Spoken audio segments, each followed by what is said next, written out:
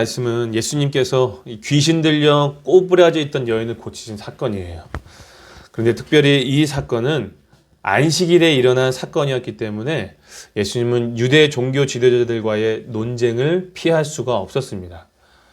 우리가 복음서를 잘 읽다 보면 예수님의 사역들 중에 유독 안식일에 일어난 사건이 자주 등장하는 것을 확인할 수 있죠. 자, 그 이유는 유대 종교 지도자들이 안식일을 지키지 않았다는 이유로 예수님과 자주 논쟁을 벌였기 때문입니다. 그만큼 안식일 준수는 그들에게 민감했다라는 거예요. 그들이 유독 이 안식일 준수에 민감하게 반응한 이유는 이스라엘 민족에게 있어서 안식일 준수는 할례와 함께 그들의 특권과 선민의식을 나타내는 어떤 상징이었기 때문입니다. 뿐만 아니라 안식일 준수는 이스라엘과 하나님 사이의 언약 관계의 표시였기 때문이기도 해요. 출애굽기 31장 14절과 14절의 말씀에 보면 안식일에 대한 규례가 나오는데 우리가 가장 익숙하게 알고 있는 안식일의 규례 무엇입니까? 안식일을 기억하여 거룩하게 지키라. 안식일에 일하는 자는 누구든지 반드시 죽으리라 라는 명령입니다. 자, 그래서 이스라엘 백성들은 이 안식일에 일을 하지 않았을 뿐만 아니라 손님이나 종이나 심지어 가축들도 일을 못하게 했습니다. 이처럼 구약시대의 안식일 준수는 생명과 직결되어 있었기 때문에 반드시 지켜야만 했어요. 그런데 사실 성경은 안식일을 지키고 일하지 말라라고 말씀하고는 있지만 사실 구체적이고 세세한 규례는 말하고 있지는 않습니다. 그래서 그들은 안식일에 해야 할 일과 하지 말아야 할 규례, 그들 스스로 39가지 정도를 스스로 만들어 지키기도 했습니다. 왜냐하면 그것이 안식일을 좀 더 잘 지키는 방편이라고 생각했기 때문이에요. 자, 그런데 그것이 안타깝게도 전통이 되어서 그 전통을 이어받은 유대인들은 안식일을 더 철저하게 지켰다는 거죠. 그들의 안식일은 금요일 저녁 6시부터 토요일 저녁 6시까지였는데 돈도 일정한 액수 외에는 그 이상 지니고 있지 않았다라고 해요. 돈조차. 옷도 무게를 달아서 얼마 정도까지 옷만 입어야 된다라고 할 정도로 굉장히 까다롭게 안식일을 준수했다는 겁니다. 이처럼 안식일을 굉장히 까다롭고 목숨처럼 지키는 그들이 보기에 예수님의 행동은 율법을 어기는 범법자로 보일 수밖에 없었던 겁니다. 그래서 유독 안식일에 그들과의 논쟁이 자주 일어났던 거예요. 이제 우리가 본문을 통해 예수님과 이 종교 지도자들 사이에 어떤 논쟁이 있었는지 한번 확인해 보도록 하겠습니다. 우리 10절부터 14절까지 말씀 한번 읽어볼까요? 시작! 예수께서 안식일에 한 회당에서 가르치실 때에 18해 동안 귀신 들려 앓으며 꼬부라져 조금도 펴지 못하는 한 여자가 있더라. 예수께서 보시고 불러 이르시되 여자여 내가 내 병에서 놓였다 하시고 안수하시니 여자가 곧 펴고 하나님께 영광을 돌리는지라. 회당장에 예수께서 안식일에 병 고치시는 것을 분내어 무리에게 이르되 일할 날에 열쇠가 있으니 그동안에 와서 고침을 받을 것이요 안식일에는 하지 말 것이니라 하거늘. 아멘. 회당장이 지적한 예수님의 죄는 무엇입니까? 안식일에 병을 고쳤다는 것입니다. 그들이 정해놓은 안식일에 금지해야 할 39가지의 일을 살펴보면 사람을 고치는 의료행위조차 금지해 놓고 있습니다. 생사가 걸린 극단적인 경우에만 안식일을 범할 수 있다라고 정해 놓았어요. 그래서 이 회당장은 이 여인의 목숨이 위험한 상태는 아니었기 때문에 안식일이 지난 후에야 고쳐야 된다라고 무리들에게 다시 한번 가르쳐 주고 있는 거예요. 그래서 예수님의 잘못을 지적하고 있죠. 18년 동안 괴로워하던 여인이 고통에서 해방된 모습을 보았음에도 불구하고 이 여인이 회복된 것을 보고 기뻐하는 것이 아니라 오히려 예수님의 어떤 행동에 집착해서 분을 내고 지적하고 있는 장면인 거죠. 이것은 그가 목숨처럼 지켰던 그 율법에 이랬던 이웃사랑이 그에게는 그저 무미건조한 율법주의였다는 것을 확인할 수 있는 장면이기도 합니다. 그는 율법에 기록된 안식일의 법령에 집착하느라 하나님께서 율법을 주신 참 의미를 깨닫지 못한 것입니다. 하나님께서 율법을 주신 이유가 무엇입니까? 첫째는 나의 목숨과 뜻과 힘과 뭐예요? 열심을 다하여서 하나님을 사랑하는 것이고, 둘째는 내 몸과 같이 내 이웃을 사랑하는 것입니다. 하나님 사랑, 이웃 사랑이에요. 율법을 지키는 것이 참으로 중요하긴 하지만 율법을 지키는 명목으로 하나님 사랑과 이웃 사랑을 잊어버리면 안 된다라는 것입니다. 예수님께서 유대 종교 지도자들 향해 가장 많이 지적하던 것이 무엇입니까? 바로 외식이죠. 외식. 그들은 마음의 중심에 하나님 사랑이 없었으면서도 율법을 지킨다는 그 명목으로 자신을 의롭게 여겼습니다. 이웃 사랑도 마찬가지예요. 그 마음에 이웃 사랑이 없었음에도 불구하고 이웃에게 선을 행했다는 이유만으로 율법의 의무를 충분히 감당하고 있다라고 생각했습니다. 심지어 그들은 자기들이 이웃의 대상을 한정 지어놓고 선을 행했다라고 생각했어요. 하나님이 율법을 주신 이유는 하나님을 사랑하고 이웃을 사랑하는 방편으로 주신 것입니다. 율법을 지키는 형식이 중요한 것이 아니라 어떠한 마음으로 지키냐가 더 중요한 거죠. 그러니까 하나님께서 중요하게 여기신 것은 문자적으로 율법의 어떤 조항을 지키고 안 지키고 어떤 행위가 중요한 것이 아니라 그 사람의 마음이 더 중요한 거죠. 마음의 어떠함을 더 중요하게 여기신다는 겁니다. 행위 자체가 중요한 것이 아니라는 거예요. 만약 회당장의 마음에 진정한 이웃 사랑이 있었다면 안식일에 일을 했다라는 예수님의 행동에 집착하는 것이 아니라 18년 동안 고통스러워 있던 여인이 고침을 받았다는 것에 더 집중했을 것입니다. 그러나 그는 여인의 회복보다 예수님의 행동에 더 집착하면서 예수님을 지적하고 있는 거예요. 이것은 그가 얼마나 위선적인 신앙을 가지고 있었는지를 확인할 수 있는 내용이죠. 그래서 예수님은 회당장의 이 위선적인 신앙을 지적하시면서 이렇게 말씀하십니다. 15절과 16절 말씀 한번 읽어볼까요? 15절과 16절입니다. 시작. 주께서 대답하여 이르시되 외식하는 자들아 너희가 각각 안식일에 자기의 소나 나귀를 외양간에서 풀어내어 이끌고 가서 물을 먹이지 아니하느냐. 그러면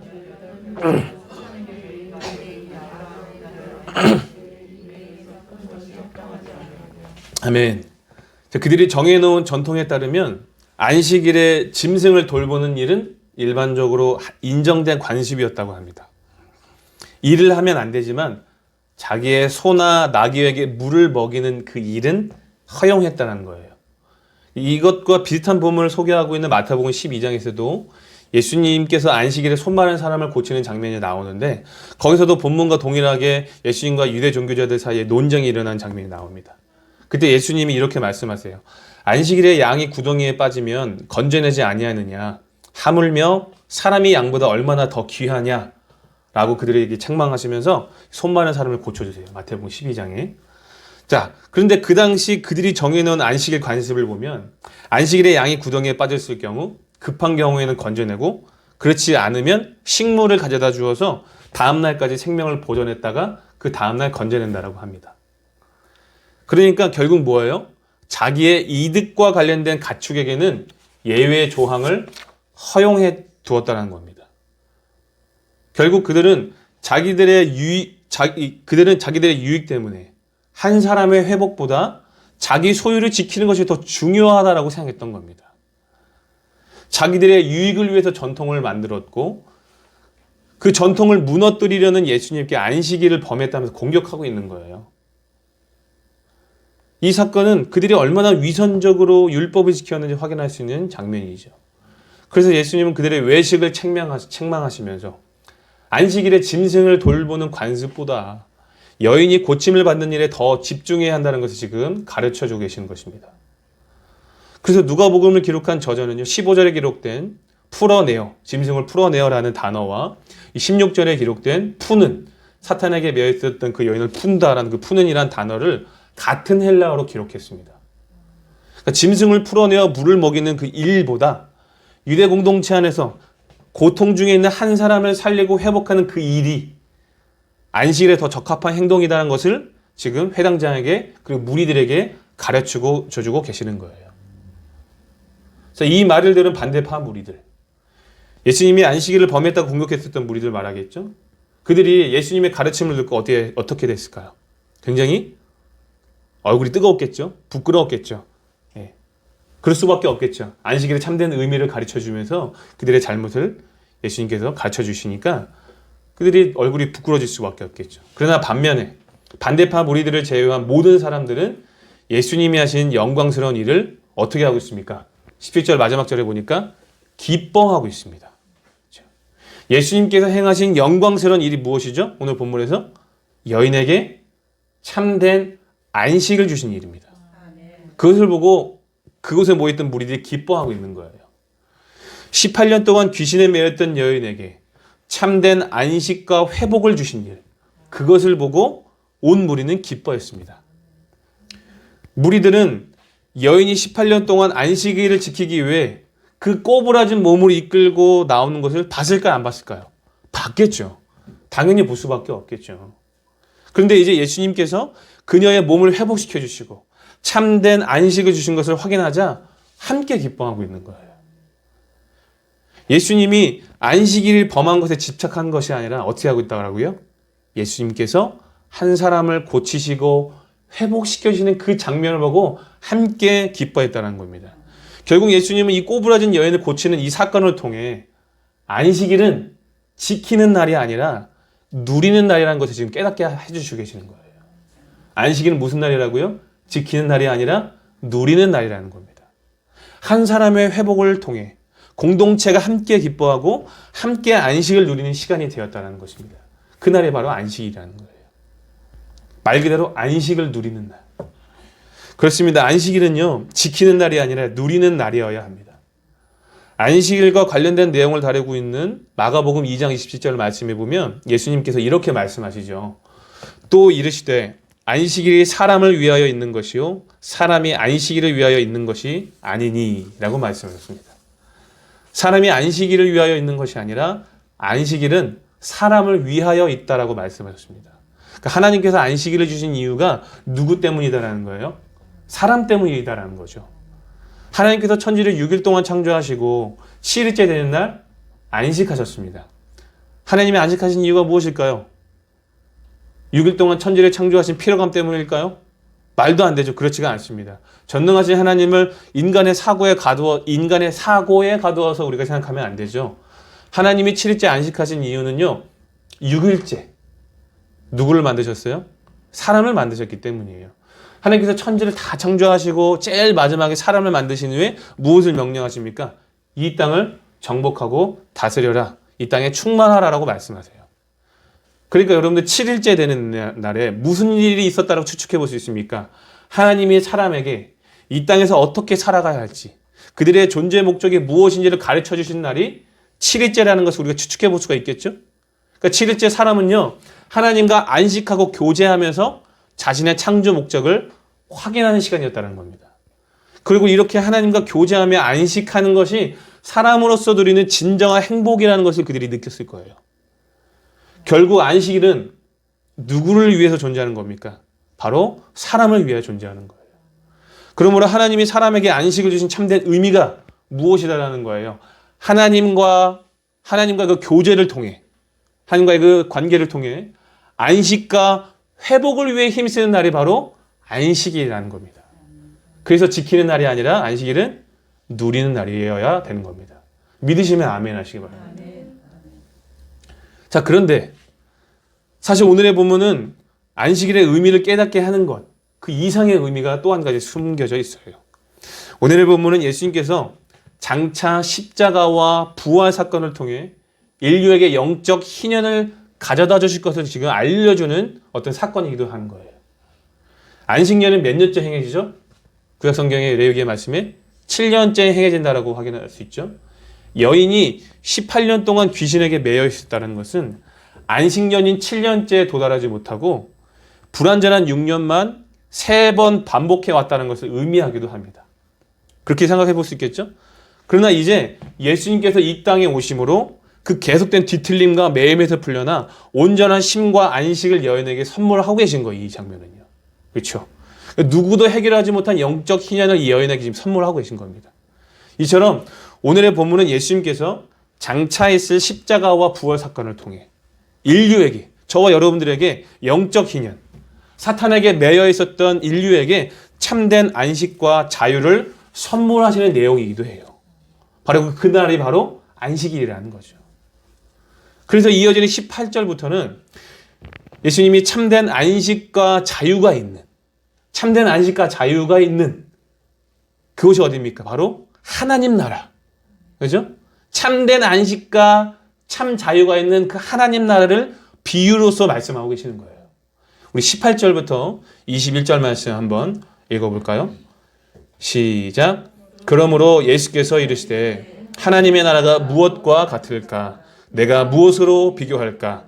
마치 사람이 자기 채소밭에 갖다 심은 겨자씨 하나 같으니 자라 나무가 되어 공중의 새들이 그 가지에 깃들였느니라. 또 이르시되 내가 하나님의 나라를 무엇으로 비교할까? 마치 여자가 가루 서말 속에 갖다 넣어 전부 부풀게 한 누룩과 같으니라 하셨더라. 아멘. 예수님은 하나님 나라를 무엇으로 비교하고 계십니까? 겨자씨 한 알과 누룩으로 지금 비교하고 계십니다. 겨자씨는 그 당시 사람들이 알고 있는 가장 작은 씨였을 거겠죠.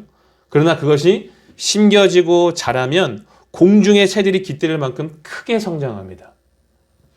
5m까지 자라는 이 겨자나무도 있다고 해요. 처음에는 굉장히 보잘것없지만 그러나 그 후에 엄청난 크기로 성장한다는 거예요. 누룩도 마찬가지입니다. 적은 양의 누룩이라고 할지라도 가루 속에 들어가면 많은 양의 빵을 만들어낼 수 있다는 거죠. 이처럼 하나님 나라는 처음에는 굉장히 작고 눈에 띄지 않는, 심지어 하찮아 보이는 모습일지라도 그 후에는 어떻게 된다는 겁니다. 어떻게 된다는 겁니까? 점진적으로 점점점 성장하고 커져서 예수님께서 다시 오실 그때에는 엄청나게 광범위하고 영광스러운 모습으로 이 하나님 나라가 임한다는 것을 지금 비유로 말씀하고 계시는 거예요. 여러분 구약시대 때도 우리가 확인할 수 있잖아요. 불임이었던 아브라함이 민족과 나라의 개념으로 성장하게 돼요. 그렇죠? 이스라엘이라는 그 작은 나라에 선포된 복음이 온 열방에 선포되어 뿌리를 내린 것처럼 하나님의 나라는 강력한 능력으로 계속해서 번성하고 확장될 것입니다. 그러므로 오늘의 본문은요, 예수님께서 안식일에 이 병든 여인을 고쳐주심으로 무엇을 나타내는 거예요? 영적 희년의 도래. 다시 말하면 하나님의 나라가 시작된다는 것을 알림과 동시에 이 안식과 자유가 겨자씨와 누루처럼 퍼져나가게 될 것이다 라는 말씀이 바로 오늘의 내용입니다. 여기까지 이해하셨으면 아멘 하시기 바랍니다. 자, 그리고 오늘 우리는 이 본문에 기록된 예수님의 선포대로 하나님의 나라가 겨자씨와 누룩처럼 퍼져나가 오늘 저와 여러분들 우리에게까지 확장되어서 그 은혜를 이미 누리고 있다는 사실을 믿으시기 바랍니다. 예수님이 18년 동안 귀신에게 매여있던 여인에게 참된 안식과 자유를 주신 것처럼 우리에게도 참된 안식과 자유를 허락하셨습니다. 본질상 진노의 자녀였던 우리가 하나님의 자녀가 되었고 죄의 종노릇하던 우리가 자유함을 얻었습니다. 사탄에 매여 있었던 우리가 자유함을 얻었어요. 이제 그 누구도 정죄할 수 없습니다. 생명의 성령의 법이 죄와 사망의 법에서 우리를 자유하게 하셨습니다. 예수 그리스도께서 참된 안식과 자유를 우리에게 선물하셨다는 거예요. 무엇을 통해서요? 십자가와 부활 사건을 통하여서. 그분의 그 고난과 섬김을 통하여서 그 놀라운 안식과 자유를 우리에게 허락하셨습니다.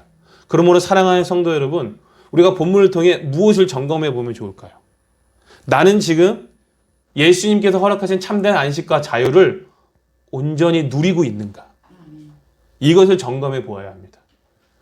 예수님이 우리에게 허락하신 안식과 자유는 십자가와 부활 사건, 그분의 고난과 섬김으로 이루신 사건입니다.